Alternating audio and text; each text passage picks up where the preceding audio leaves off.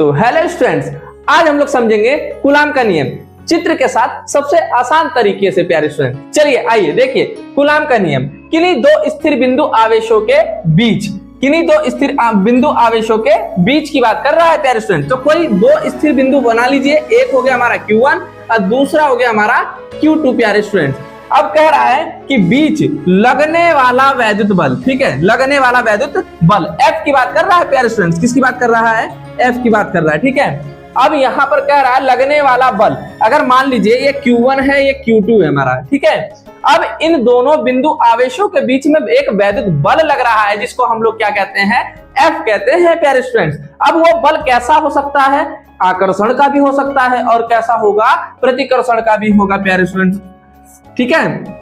देखिए ये जो बल होगा हमारा आकर्षण का भी हो सकता है और प्रतिकर्षण का भी हो सकता है। उन आवेशों के गुणनफल के अनुक्रमानुपाती तथा देखिए कह रहा है कि इन दोनों आवेशों के जो हमारा लगने वाला ये वैद्युत बल होगा अनुक्रमानुपाती, या कह सकते हैं इसको समानुपाती प्यारे स्टूडेंट्स। Q1 और ये हो जाएगा हमारा Q2, ठीक है। ये होगा हमारा समीकरण नंबर 1, ठीक है। अब प्यारे स्टूडेंट कह रहा है कि उन आवेशों के बीच की दूरी, अगर मान लीजिए Q1 और Q2 दो आवेश हैं, तो इन दोनों आवेशों की जो बीच की दूरी है प्यारे स्टूडेंट्स वह R होगी।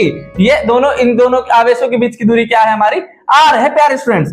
इन दोनों आवेशों के बीच की दूरी के वर्ग के, किसके कह रहा है? वर्ग यानी स्क्वायर के व्युत्क्रमानुपाती होता है। कौन? वैद्युत बल। तो ये हो जाता है 1/r² प्यारे स्टूडेंट्स। इसको कहेंगे समीकरण नंबर 1 और समीकरण नंबर 2 हो जाएगा ये हमारा स्टूडेंट। अगर मैं कहता हूं समीकरण 1 और समीकरण 2 को मिलाने पर, तो जब समीकरण 1 और समीकरण 2 को हम लोग मिलाएंगे तो ये हो जाएगा F proportional to Q1 Q2 अपान क्या हो जाएगा प्यारे स्टूडेंट्स?